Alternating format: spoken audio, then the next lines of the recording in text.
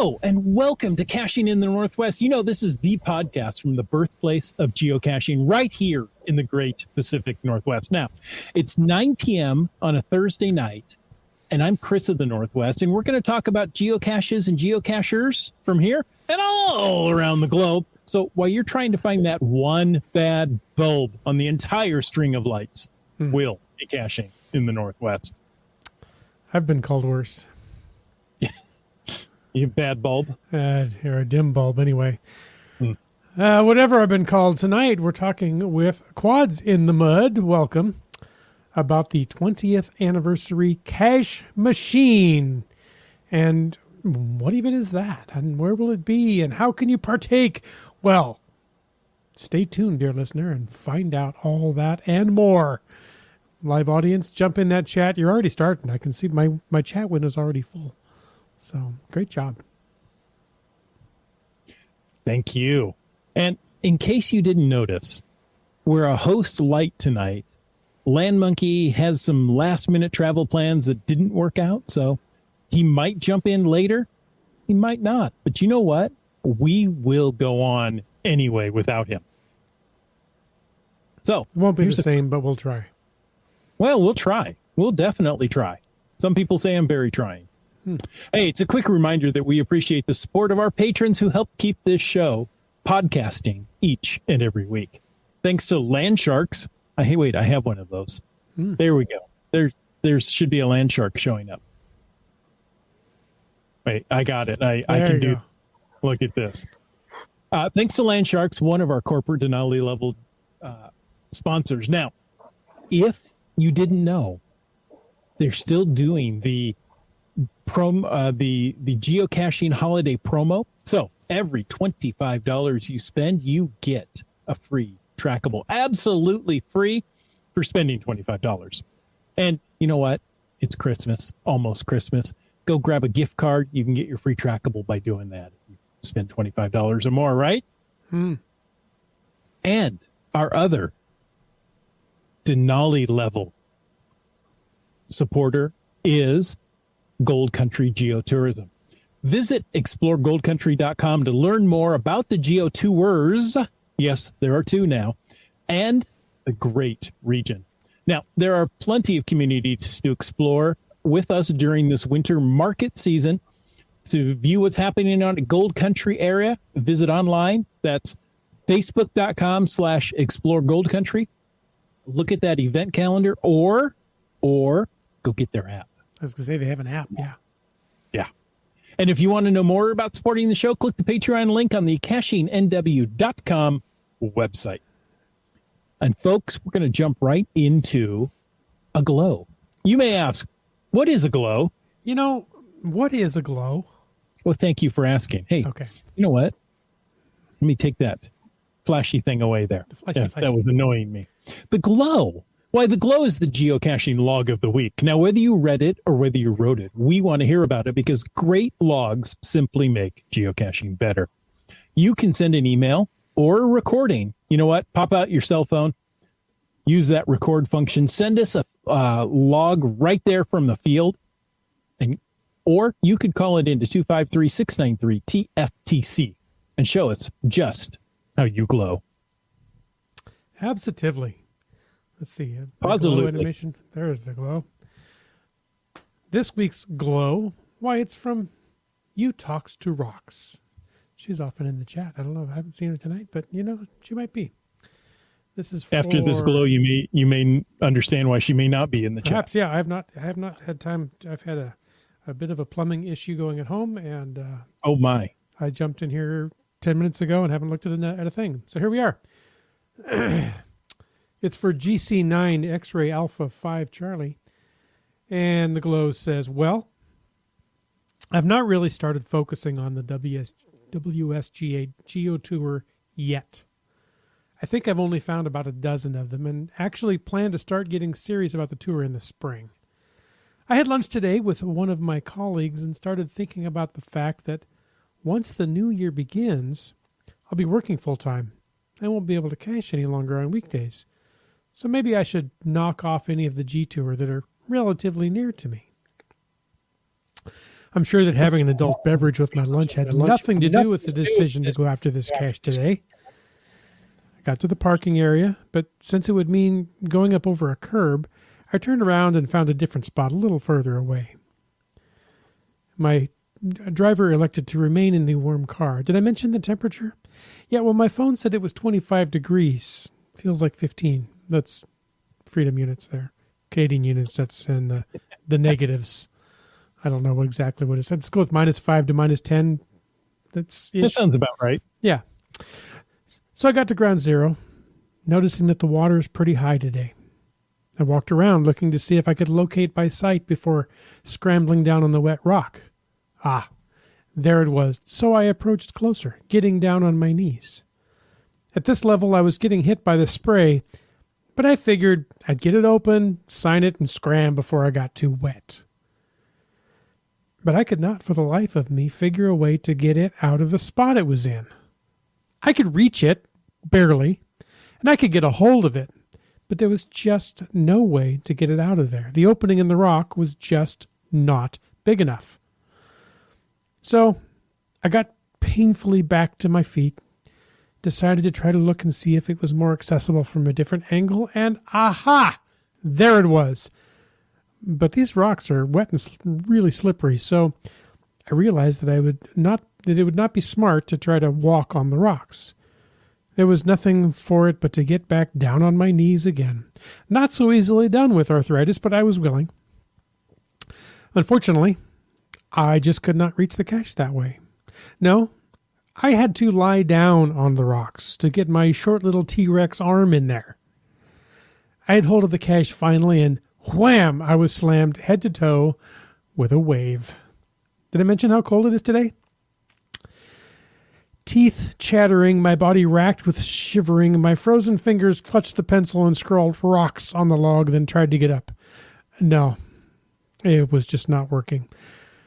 I lay there trying to figure out what to do, trying this way and that to get up, and then I hear a voice. Hey, did you lose something? Somebody walking by, thank you, young man, figured that there was no way an old lady like me, his words, would be down on those rocks unless I had dropped something important. He was dumbfounded that I would be there on a day like this, playing a game. Yeah, I know that geocachers seem a little strange to some folks. Anyway, he gave me a hand up, and I walked back to the car and headed home, where I sit in dry clothes and write this with a cup of hot chocolate sitting next to me. All I can say further is brrr. So, yeah, I hope if she's in the chat in the audience tonight that she's warm and cozy and not chilled any longer. Yeah. Boy, how do I say this? That was my cache. Let's see. I noticed the Brightline said 25 was -4, so that's close. -4 Celsius, and then getting you hit by a wave from the ocean, which is, the wind chill's got it. That takes it down to like 0 Kelvin or something. It's so uncomfortableness. You touched to rocks. I'm really sorry. Who would place a cache like that? Oh, I know who. Yeah. Hey, if you want to add something to tonight's show, yes, I'm changing the topic just that quickly to move on. Well done. Use the hashtag machine. That's short for cache machine. If you want to add it in for tonight's chat, of course, use the hashtag FATAS if you want to bring up something that may not relate to this cache machine topic. Also, use the hashtag podcast baking to tell us what you're cooking tonight. And apparently there's a new hashtag already started tonight, podcast drinking. What's your libation of choice while watching the show? I have the invisible beverage here. Oh. Yeah. It's just it must be water. Like a light beer then, right? It's cucumber melon sparkling water. Oh. I think you gave me one of those once. It's quite refreshing. They're tasty. Well, we've had enough ados. So without any further ados, let's bring in our guest. In fact, we've already mentioned him. We couldn't have the show without you. Quads in the Mud, thank you so much for joining us. Well, thank you for having me. Now, there's a possibility that somebody here in the Northwest doesn't know who you are. Now, I don't know how, because you're a very outgoing individual. I mean, you'll pack up to 20 people into your pickup truck and take them up a mountain, but it's been known to happen. Yeah. I thought it was only 13 or 14. Well, the number grows over time. Yeah. It's kind of like my weight. It's like a fish story. Exactly. Yeah.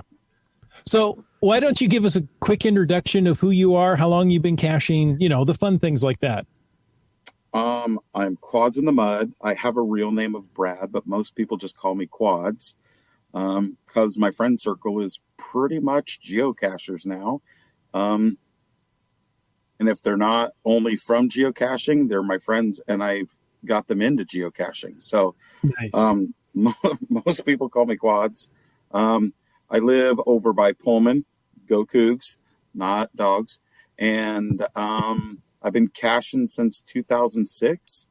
I started in Spokane, Washington, and then we moved down here, and I've been down here ever since and all over. And I've gone to 19 cache machines. So I've met a lot of people all over the Northwest and have traveled all over geocaching. So, yeah, go to a lot of events, meet a lot of people. Mm-hmm. Really, I guess I'm social, not shy or something like that. Okay, I guess. Not shy, I think, is an accurate description. Yeah, not shy. Not shy. Yeah, and thanks for coming by our table up there at the Seattle Center event. That was fun chatting with you. Oh, not a problem. Yeah, any chance I get to see you guys, I say hi, or take you geocaching. Take us geocaching. Yeah, pile on truck. There we go. Yes. So I see Annette Peach of Washington is in Nevada tonight, and other people from all over mentioned that they don't know you because they're not from the Northwest. So you get to spread your impact even farther. Yeah. UDAC from California says, I don't know you because of geography. Geography. It's a thing. Yeah. Well, I mean, I'll be in Yuma this year, and I'll be finding some caches down there, and maybe in Europe, most likely in Europe. So you'll see me. I'm all over everywhere. Literally. Awesome. Yes. Well, one place that hopefully that people will come see you is at the upcoming cache machine. And before we talk about the one that's upcoming, can you explain exactly what a cache machine is? Because some people, they don't know you by geography and they don't know cache machines, maybe for the same reason, or maybe they're new, or I don't know. Tell us about cache machines. Cache machines are a Pacific Northwest thing that a gentleman by the name of Travis, his geocaching name is Travis L., started way back in '02. I think that's the proper way to say it, Chris, is '02. I don't think you have to be saying it that way. But so he over on the forums, somebody had posted that they had found 28 geocaches in one day. People were saying there's no way you could have done that. They needed to audit logs, all that kind of stuff. And somebody called him a caching machine, a geocaching machine. And so that kind of stuck, and like a good pun or a play on words, it just morphed into a cache machine. And Travis thought, hey, maybe I could take a route, plan out as many caches to do in a day, and go for it. I think the first route was like 37 or 38 in a day. And so he just posted on the forums that he was going to go but do this thing, and that there was an event. They started in the morning, back before Groundspeak said you can't use events to gather socially to geocache. You can't use an event to geocache, to find a geocache. Yes, exactly. Okay. Yeah. Anyway, that's a whole nother story, or a whole nother show, I should say. So he started with an event in the morning, and then a whole bunch of them geocached, and they just go all day long on this route. And there's a route of predetermined caches, and you just go find them, and you find them at your own pace. And it's from sun up to sundown. So if it's in the summer, your day's really long. If it's in the winter, it's really short. And you go at your own pace, find as many as you can. And it's an extremely social event because, like, currently the last few years, it's about 100 geocachers. And so you start out in the morning and there's different paces. So you start out with like 100 of your closest friends and enemies. And then as the day goes on and people go at different paces, you break up and then you end up running across other people. Maybe they've already found the caches in the morning. And then so you run into other groups of people. And so it's just an all day geocaching, do what you want, but there is a route that you can go. And then we meet up for dinner and all tell lies and find out who got in car accidents. Who got in car accidents and who got tickets and who narrowly missed it all. So well, that's the long description. Seabeck Tribe says cache machines are just pure craziness and madness all wrapped up in a day or two. So there's the I guess you could say it that way, Lori. Whatever. And I thought I did do the short version. So apparently you guys don't know me very well if you thought that was the long version. Oh, but yeah, I mean, one of the cache machines I did is where I got my 100 caches in a day just because, you can do it.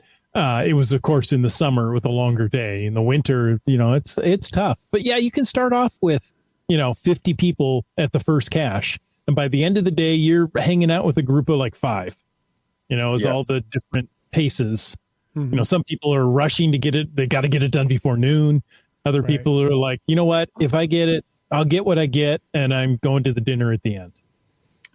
The overwhelming theme of a cache machine, it's not a race.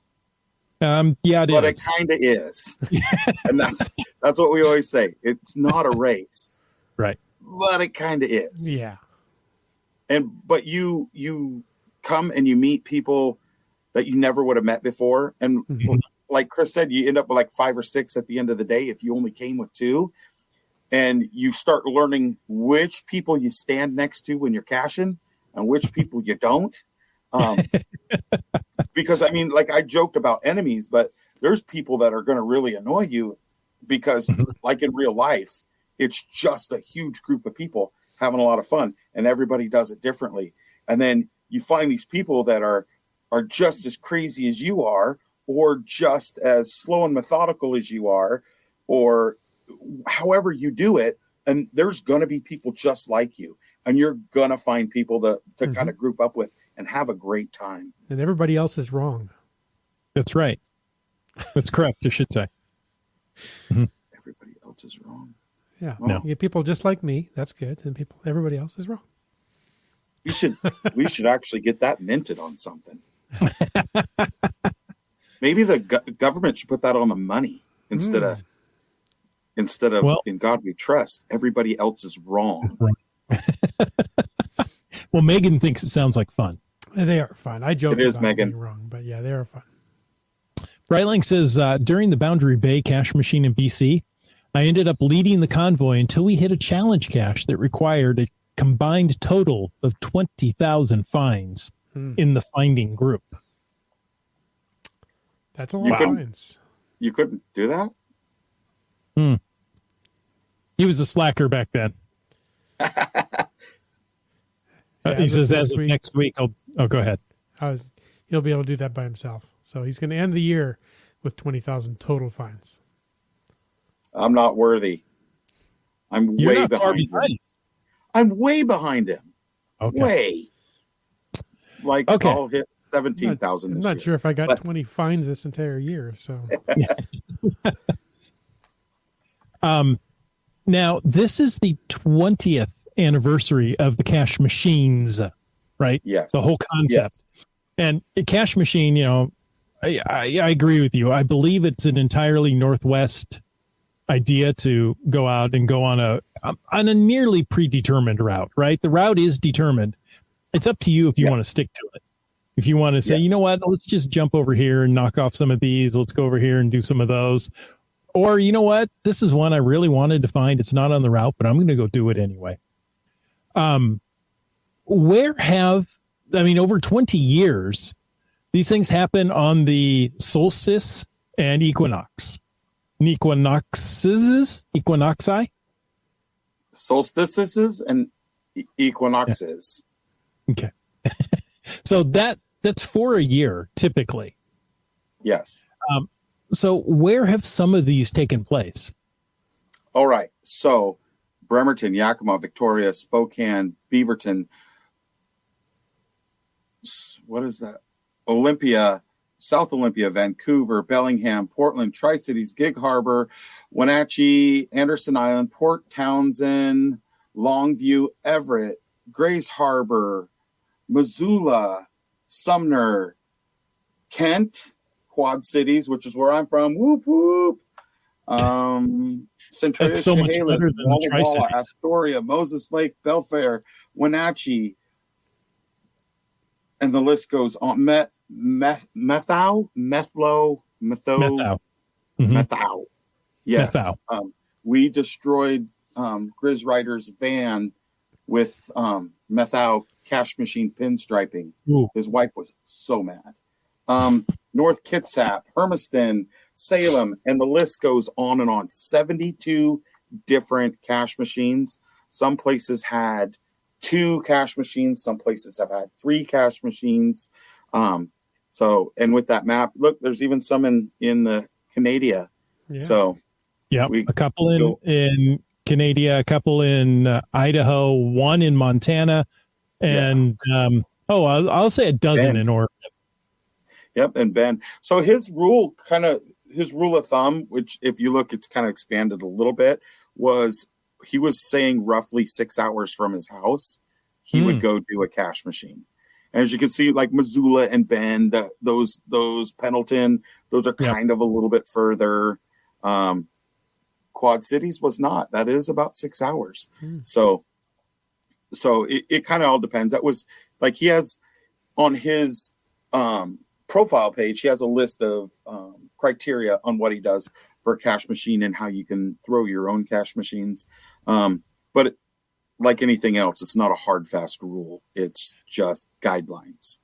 No, but he really did hone the rules down to something that's easy to follow and understandable and predictable. Seebeck Tribe, this is some of those are repeat places. Yes, there were, enough caches that it was worthwhile to go back to some of those. 2 or 3, 4 years later, the whole cache scene was totally different. Like there's only one cache that is active that was on the original cache machine. So, but I would like to disagree when you said he honed those rules that they're easy to follow. They're not as easy as you think for some people. And I'm not going to point fingers at anybody, but some people have a hard time following rules, but they are very simple. Well, there's more guidelines. There's more guidelines. Now we've got some good questions coming up, but first of all, I'm going to ask, so this is the 20th anniversary. Yes. Where is this going to take place and when? It is Bremerton, Washington, January 7th. Sun up to sundown. I want to say it's like 7:58 to like 4:56. Don't quote me on that. We just did. It's out on the internet now. Then I guess we're done. That's all there is to it. So, I mean, we can't do any more, can we? No. So, and the GC code is GCA2QY6. And there's also a dinner the night before where we go over the finalized route. Okay. Now, I want to talk about the routes because back in the day, I know Travis L. used Microsoft Streets and Trips. And whatever the iteration was before that version, it was just, was it just Microsoft Streets? Anyway. No. Oh my gosh. I can't remember what. Map point. Yeah. No, Map Point is what it became after Streets and Trips. Well, I thought Map Point was the architecture underneath it. It could have been. And yeah. But anyway, it's all the same thing. Right. But so he would work on these routes for weeks. Mm-hmm. Yes. I know for a fact he contacted, right? We have to refer to this in the past because he's not doing the cash machines anymore. Am I right? He hasn't since the COVIDs. Okay. And he did not have time to do this one. Okay. So not saying he won't do them in the future. Maybe this is more like, and he'll get excited again. My first ever cash machine was the Spokane 2 cash machine, which was not hosted by Travis, was hosted by the Spokane people. They came together and did a cash machine, and he had been on hiatus, and it, jumpstart him again, and he got excited and started doing them again. So great. My first ever cash machine wasn't his. Okay. I thought he did them all. Mm-hmm. So I know he would contact the cache owners and say, hey, do you mind if, 100 people come and find your cache? Because, perhaps the cache is in a somewhat delicate area and 100 people stampeding on it on one day would destroy the area. Or they say, well, you know what? It's a nano. It's got a really small log. 100 people just can't sign it in a day. No, you know what? Take that one off the list. And he would respect that and do it. And I thought that was fantastic that he actually checked with the cache owners if we can go find your cache. And that also gave the cache owner, a little advance notification to go, hey, make sure that cache is in good shape, right? Yeah. It's got a new log. It's hidden well. So I thought that was a nice touch. He did a ton of work. The actual routing itself, he actually sparked me into after doing the Spokane cash machine and that kind of stuff and how it's done. I planned 100 in a day and drug a whole bunch of people from Spokane down to Tri-Cities to do 100 in a day. And it was an aspect of geocaching I never even thought about. Trip planning. Geocaching had always been, what are we doing on Friday with the kids or Saturday or whatever. And so it changed it to, oh my gosh, I love this. I love using Streets and Trips. And because of him, I went out and bought it and used it for all my planning. I had my laptop had the GPS locator. So as we're doing the cache machine routes, I have the file all imported in there. And I've got my icon driving on the actual turn-by-turn map. And and it was awesome. Mm-hmm. Seems like you really geeked out about that. Maybe a little. Not that there's anything. There's pictures of me in my old Ford Explorer. I have the laptop set up right next to my lap, and there's 6 GPSs hanging up around the windshield and the GPS locator around the rear view mirror as I'm driving down the road looking at the laptop. So, yeah. It was because my friends ride with me, but they don't navigate. They're just like, whatever, go for it. Because they don't know which screen to look at. Next closest. That's all you need to know. The closest cache. So. All right. So this is going back to the site of the very first one. This is going to be it's a great place to have a 20th anniversary. Wits End, you got a little quiet there. Oh, did I? Hello. That's better. Okay. So what is going to take place during this cache machine? We're returning to where it all started. Are you just going to find all the same ones over again, or they added anything new, or you got anything up your sleeve? There's only one cache that is actually still active from the original. And for me, this isn't about Quads in the Muds cache machines or anything. This is Travis L's cache machine. So I've tried to stay true to his style of how he does the routes, that there's a wide variety of caches. They're not park and grabs. Not all of them are park and grabs. Some are a little bit of a walk. Some of them are in a park. I've added a lab cache to it, a whole entire adventure lab to it.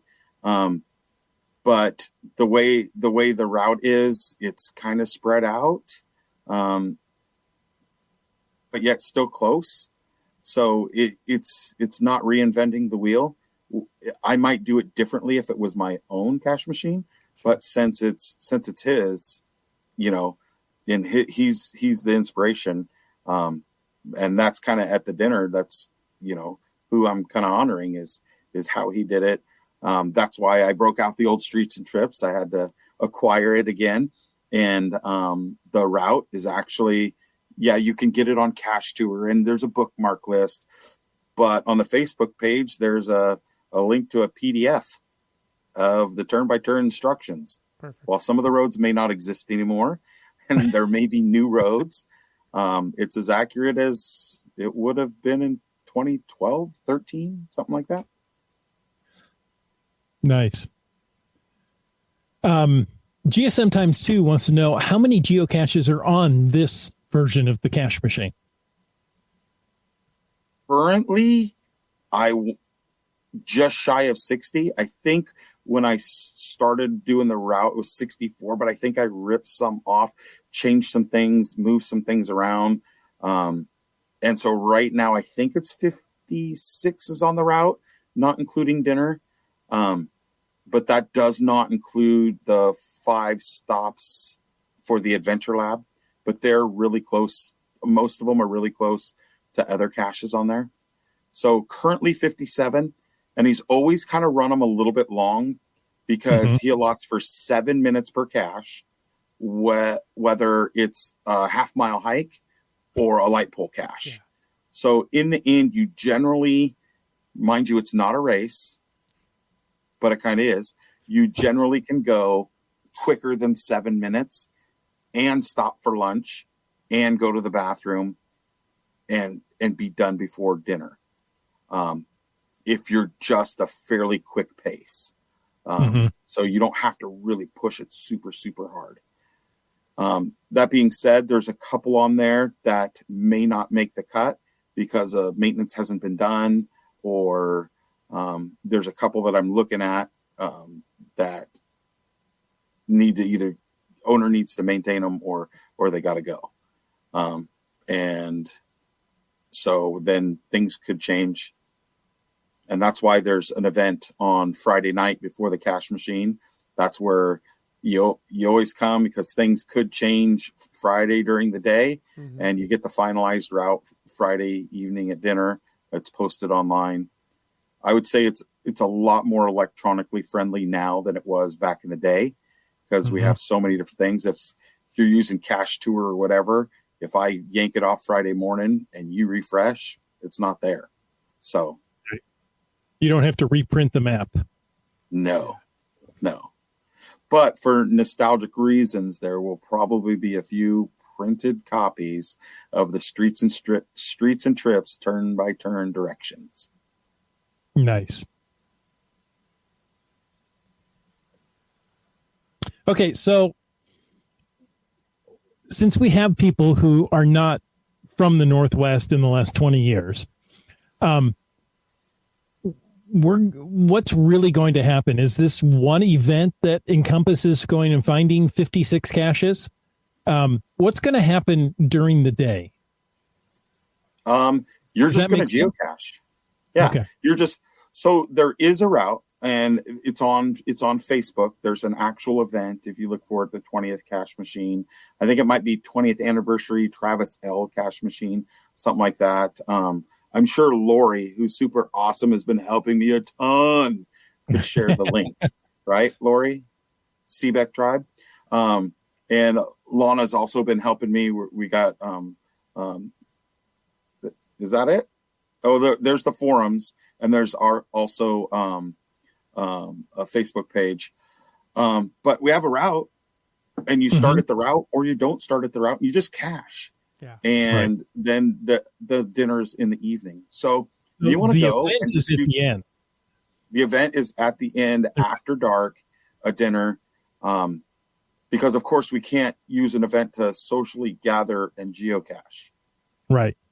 So right. I just wanted to make sure that was clear to everyone that even though we're talking about a cache machine and the event is called a cache machine, that it's not really the same thing, right? The event is the dinner at the end. The cache machine is caching throughout the day. Yes.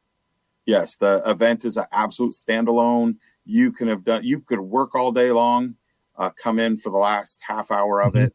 And that's it. You sign the log and there it is. So, but the cache machine part of it is throughout the day. And let's say you didn't get up at sunup and get out there. You got out there at 1 or 2 o'clock. You looked at some of the caches on the route and you start going to them. You are going to run into people. Yep. Yes. Like if you are not sociable and you don't like other people, Bremerton on the 7th is probably not for you. Very, very true.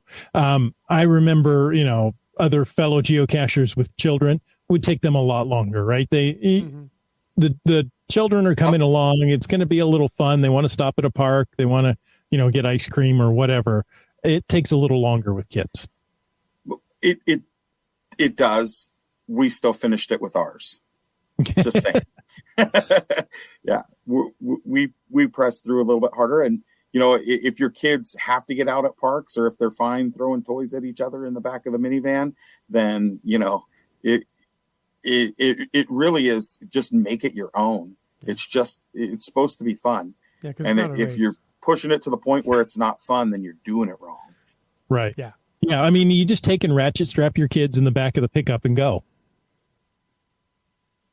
It was the Ford Explorer, and I was ratcheting strap the car seats backwards in the back because cars nowadays don't have the third row rear facing seats. You remember the old station wagon? I grew up staring at the car that was about to kill us on the interstate. Yeah. Right. So yeah, we took a Ford Explorer once, and I put a thing across the back, strapped down the car seats, and we went for it. I have a scar on one of my eyebrows from the rear hatch hinge of a 67 Skylark wagon, I think it was. You remember when, they were like the size of a wagon wheel, the hinges that held that back? Yeah. Yeah. So you have a life badge. Yes. Yeah. Back before seatbelts were mandatory. Oh, it was so much fun. I remember hitting the roof of a back of a Pinto. We went to like a Sunday school something with somebody, and we all were just riding in the back of the Pinto willy-nilly, and they jumped the railroad tracks because it was like the third time we'd gone, and we're like, come on, faster. And we got airborne and hit the roof and then came back down. Yep. Those were the good old days. Good times. Yeah. I love it. And some of us still have some of those days.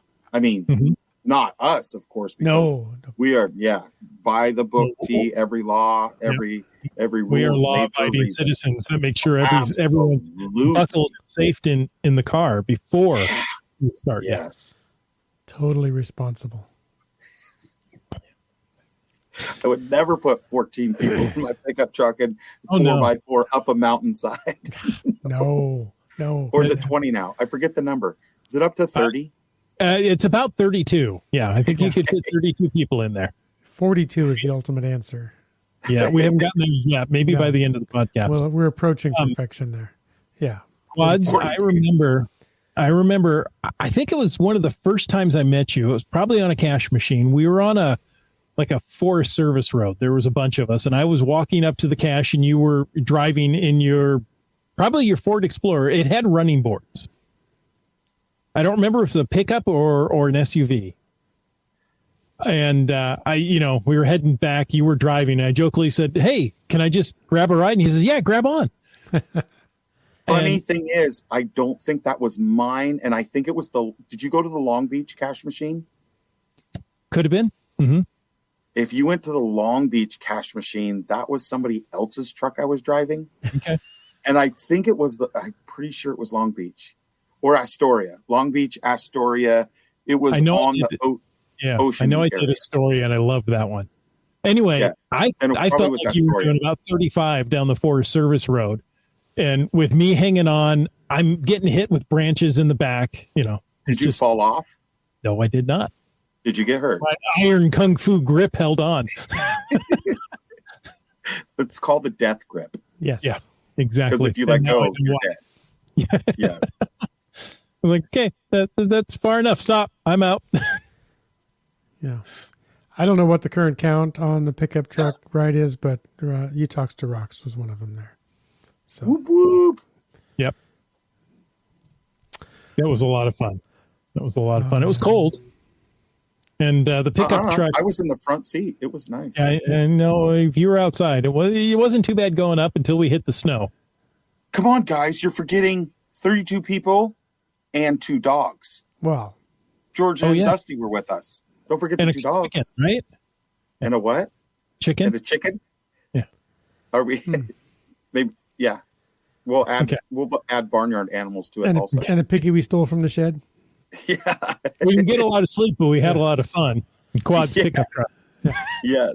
And Quad's pickup bed. There we go. Okay, well, let's take it back to cash machines here. That was a different outing. So sorry. Let's say, okay, I want to do this thing. This sounds like fun. I'm going to show up in January in Bremerton and do the cash machine. Do people need to sign up, register, pay the entrance fee, write a check to Quads and all that kind of stuff? How does this work? Well, I was young once, so I don't accept checks. Sorry. No, you don't have to do anything. You don't have to say you're going to come on the forums. You don't have to put a will attend on the event. You don't have to do anything. You just do whatever you want to do. I will say on a will attend on the event would be nice, so I can let the restaurant know how many people they expect to bombard the place. We have a rather large capacity at the place that we're having it versus some of the places in the past. You would go to dinner and there would be no tables, no room. We got a lot of tables. They even have some outdoors if you're, depending upon the weather, if you're feeling pretty crazy. And there's a lot of standing room. So I normally don't eat during the events. I know you might find this hard to believe, but talking and walking around and telling stories. So crazy. Sitting in at the outside table with, at least 6 inches of snow helps keep your beer quite cold. It's Bremerton. So like today when I left for work, it was -8. So whatever it is over there is going to be better than that. Yeah. Yeah. Good point. Good point. Brian Lang says apparently, where am I? There's another rule for cash machines. What happens on the cash machine gets shared all over the internet. Yes, it does. It does. And I liked the comment about, we're here, our truck story keeps growing. GSM times 2 says, any story worth telling is worth embellishing, according to his mom. That's right. Yeah. So that's a good strategy. The crazy thing is I'm not normally an embellisher. My wife hates it because I'm always like, wait, no, it was a left turn. Because I find I don't want to embellish too much because the stories are so crazy that if you embellish a little bit, they start not believing you. And well, you guys know, you've been around me a few times. Couple. If it's not crazy, I didn't do it. So. Okay. Now you said there's plenty of room at the location. What location is that? Where is the dinner event going to happen? It's at a place called Chaos Bay Brewing Company. Oh, that fits your personality, I think. Yeah, it just happened. And that was all Lori.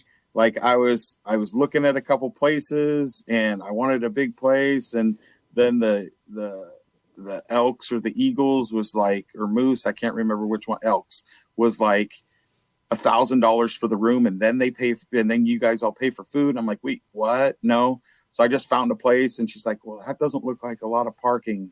What about this? And I'm like, well, I'm almost done. She's like, what about this? And I'm like, okay, well, I just want it to be the best I can. And so let's just do it. And so she suggested, that was one of her many places. And there's so many places that just fell off the list because they were booked or didn't have the room or thought we were crazy. And then so it just, this place kind of opened up and it's available. You don't, even though it's a brewing company, you can be 6 years old and be there. As long as you're not belly up to the bar trying to buy yourself a whiskey or a tequila sunrise or something like that, you can be in there and kids can be playing billiards or they have pinball machines or. Can I act 6 years old? Well, I don't know. Are you that mature? Sorry, the jury's out on that. Yeah, I know I'm more mature than that because I have junior high potty humor. So I always tell everybody I'm 12. Okay, I'd buy that. Yeah. Nice. So you've done all the planning. You've followed Travis L's blueprint to the point of you had to go reacquire Streets and Trips to do this. I love that. My first question is why? Why have you taken on this project? I love it. It's my passion. Traveling, planning routes, geocaching, being social. Pretty much all of that is just, it's absolutely my fire, my passion. And I'm a big ideas guy. I have big ideas. Sometimes I need help, and people like Lori and Lana have kind of helped me along the way with this. And yeah, I love it. And I'm a huge tradition history kind of guy. And so the fact that it's the 20th anniversary and it wasn't really going to happen. And I'm like, that can't be, I have to do it. Even though it's like a month and a half and it's Christmas time and Thanksgiving. And, then we're planning it around the holidays and the weather turns bad. So my job gets busy and crazy. It's like, you just have to do it. Yep. Nice. So is this the last hurrah then, or are you going to take any more on in the future? Okay. So remember the whole paddles, hopefully Travis will get inspired again. That is my goal. And hopefully he's not watching this right now. Hopefully it is totally organic, like the Spokane Cash Machine did for him. Hopefully this will do that. But if not, what I would like to do this year in my sites is stick with his pattern, but do the first 4 cash machine locations over again. So what did it go? It went Bremerton, Yakima, Spokane, and Vancouver or Victoria was his first 4. Like, why don't I just look? Bremerton, Yakima, Victoria, and Spokane. How about that? There you go. Yes, that sounds just like you said. Yeah. Yes. And I might plan one of, like he did. He didn't attend one of them, one of the beginning ones. I think it was his first Spokane one. I may not be able to attend whichever one is in September because I might be in Europe. No, I'm going to be in Europe, but we'll see when that cash machine might fall. Right. Yeah. Right. So that is the plan, but hopefully he will be inspired to do something similar. And then it doesn't matter where it happens at. It is. So I'll just go. Sounds good. Nice.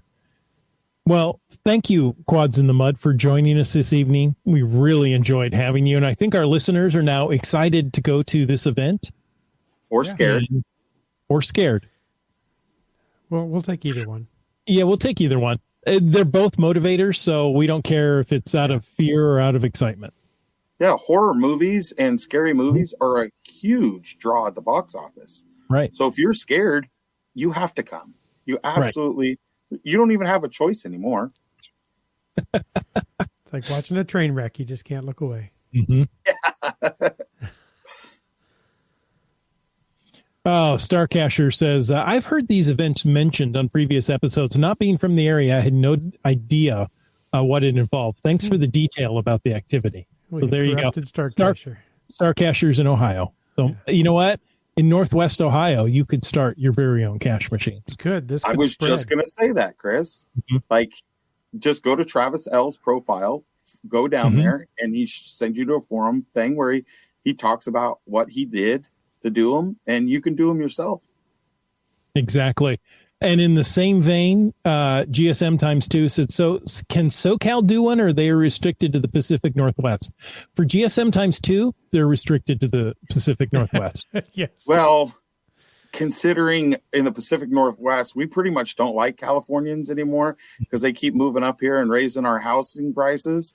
So I don't think you can have any of our good stuff down there. So maybe if you did it in Nevada or Arizona, but not in Southern California. Okay.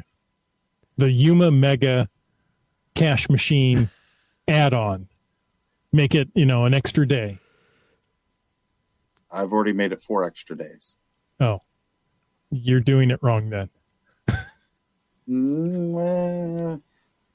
My cache machine includes Mexico and webcams and nice year 2000 caches. That's Yuma. That's not your cache machine. Okay. No, it's my personal. Oh, well, I can't help you with that one. And you probably don't have other people helping you plan it out, do you? No. Well, kind of. There's 6 people going to be in the Yukon, or Tahoe. Okay. So there's always room on the running board for you, Chris, if you'd like. Thank you. I'm going to do that. Perfect. Are you driving down, or do I have to get transportation there? I mean, can I hold on to the running board the whole way? By then, I'll have a forearm like Popeye. No, we're flying to San Diego and then driving to Santa Barbara, and then over to Phoenix and down to Tucson to get to Yuma. To get back to San Diego. Going through GSM times 2's neighborhood there. Somewhere around there. Kind of. GSM times 2 says he's glad now he's off the hook. Yeah. He doesn't have to do it. Here's an interesting question from Seebeck Tribes is, do you let the local police know what's happening? Yes. We reach out to them and let them know. The closer to the event time is probably better, because things like that just get kind of like ignored because there will be a lot of suspicious looking activity. So a lot of illegal parking. I mean, no, one of the rules or guidelines is follow all parking and traffic laws and suggestions. Yeah. That's what you're supposed to do. Yes. That works. Leave it there. Don't say any more. Just leave it there. Thank you, Quads. Listeners, we hope you enjoyed this episode of Caching in the Northwest. We want to take a moment to thank Land Sharks and Gold Country Geotourism. Let me go back to full screen so you can see the wonderful graphics that should be playing. And Land Sharks, that's Land Sharks, LANDSHARKZ.ca is the outdoor and adventure geocaching store. Check them out online because they ship orders daily. And for absolutely amazing geocaching adventures, check out exploregoldcountry.com. And of course, we want to thank our faithful Denali level supporters. That's Land Sharks with a Z, Gold Country Geotour, Team Squirrel, Groovy Owl, and Cachely, the geocaching app. If you want to know more about supporting the show, click the Patreon link on the cachingnw.com website. Sorry, Quads, you just won the internet today with your analog shark. Hey, so you could tell that's what that was supposed to be. I just wanted a shark too. Nice. And we want to thank people like Sprouter. And M-Nerve. And UDAC. Gas Station Tuna. Flagman. The Are Not Family. GSM times 2, who can't have their own cache machine. That's right. Let's see. Keats 94. Ackerdoc. Kid Vegas 19. Wet Coaster. Kev MacD. Subway Mark. CRS 98. Trexzer. Seebeck Tribe. I hope Talks to Rocks is warm and dry now. How about Fairwood West? How about Logwork?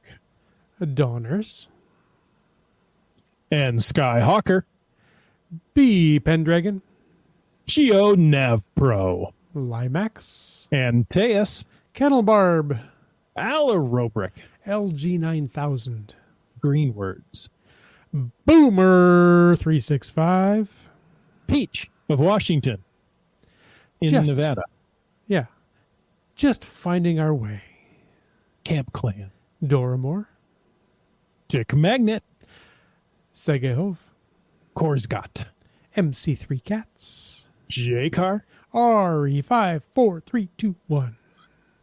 Kitty Quest. Genies. Team Noltex. And geocaches, our newest patron. Thanks to all of them. And thanks, Quads. We really enjoyed hanging out with you, as we often do. If somebody wanted to get in touch with you, how would they find you?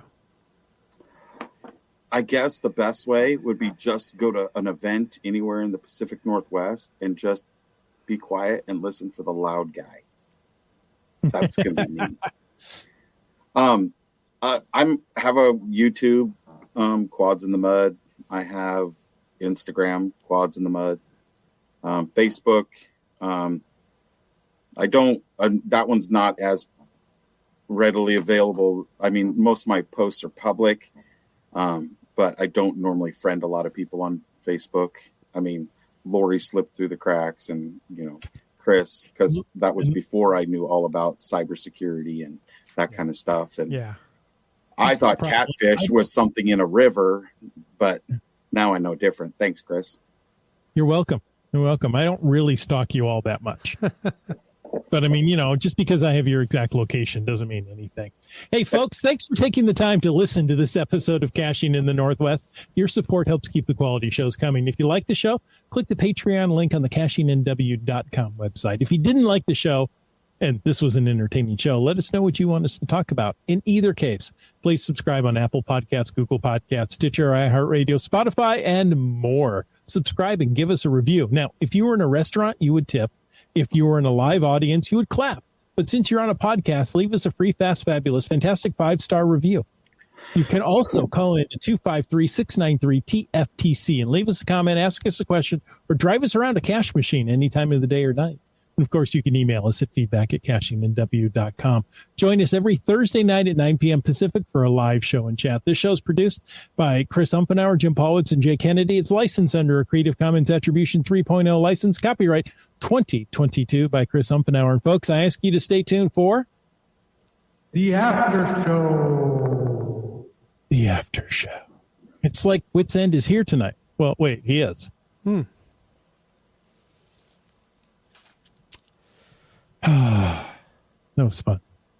That was fun. It's good times.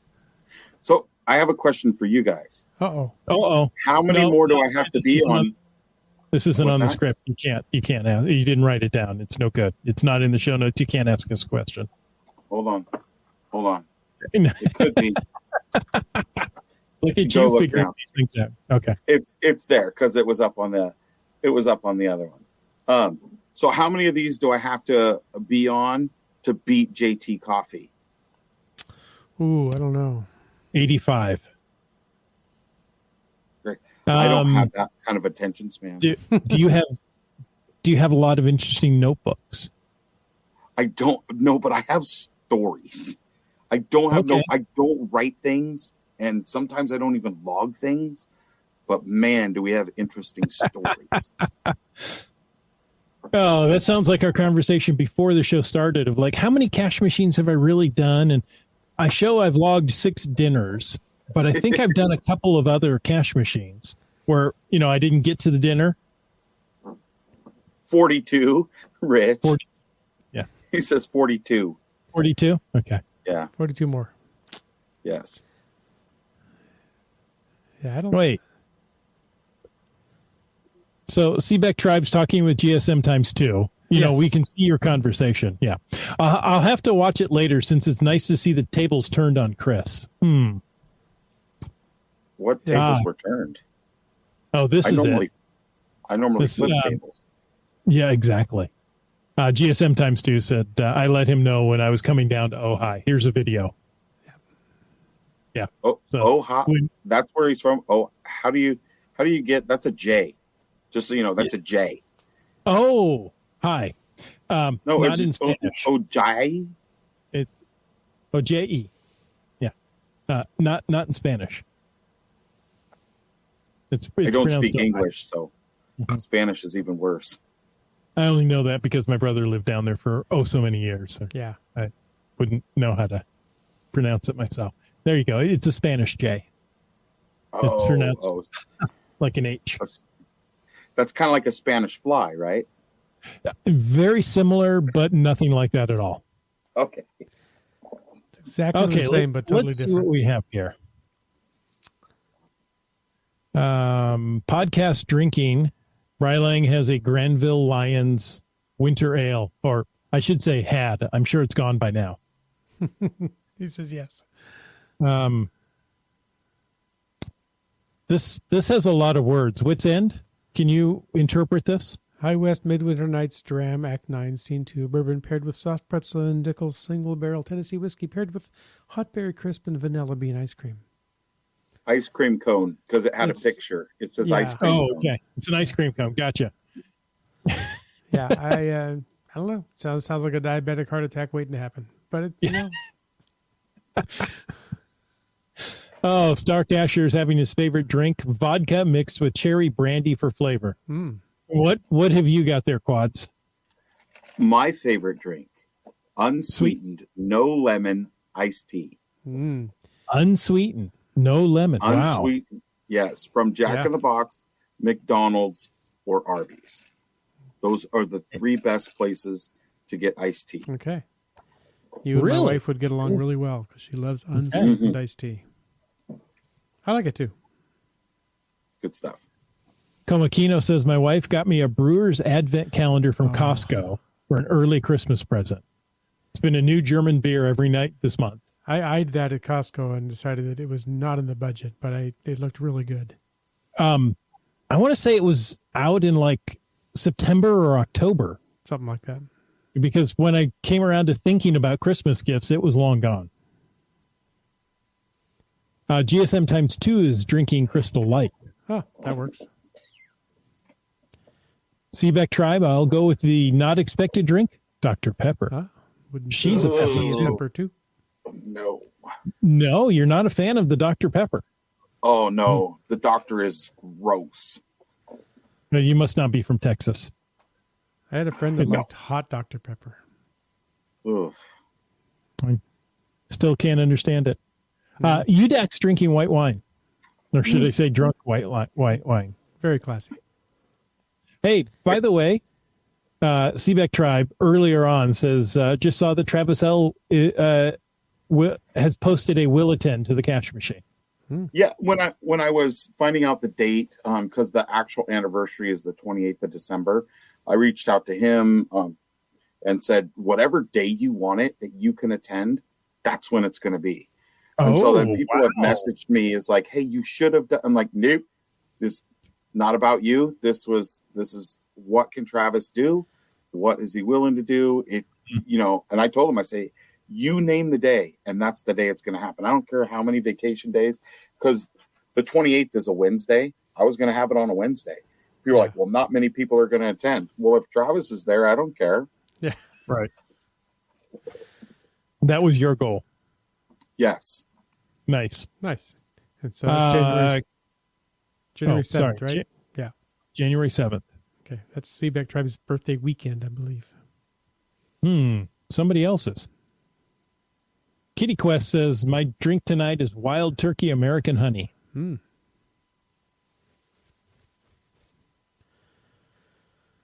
Oh, what else we got? Seebeck Tribe says cash machines are a great way to meet those people you've only seen on log sheets and meet them in real life. That's a good one. And a little pro tip. Oops, Dr. Pepper is good. Somebody said I clicked away too fast. But Seebeck Tribe says, how you want to do it? She says, I've done the route backwards before to not be in the beginning groups. Yes. If you want to have a little elbow room when you're going around the caches, you can do that. Exactly. Apparently, yeah, there's a lot more drinkers than bakers. Apparently. Next week, you should do candlestick makers. Oh, there you go. Megan has an eggnog with spiced rum, a holiday classic. Okay. Thumbs up for unsweetened iced tea from Utalks to Rocks. Hey, Utalks to Rocks is alive. Yeah. She commented earlier. Panera's is pretty good. The unsweetened iced tea. Liz, I did notice when you did post that earlier, where Chris totally forgot all about her. Yeah. But I'm here for her. Thanks. Yeah, that's great. Wet Coaster goes, isn't that just called cold tea? No, iced tea. Unsweetened, no lemon. It's just no, because cold tea is not on ice. It could just be not hot. It could be you left it on the counter and it's like 68 degrees instead of 168 degrees, right? But this is on ice. It cools you down and warms you up at the same time. That's not right. It's science. Don't deny science, Chris. Okay. Yeah, we're not allowed to deny science at all anymore, are we? No. Oh, hey, Lana says yes. Quad has many stories he could share. And she is a part of quite a few of them, too. Ah. And Seaback Tribe says, what better way than to celebrate my birthday weekend with lots of cachers?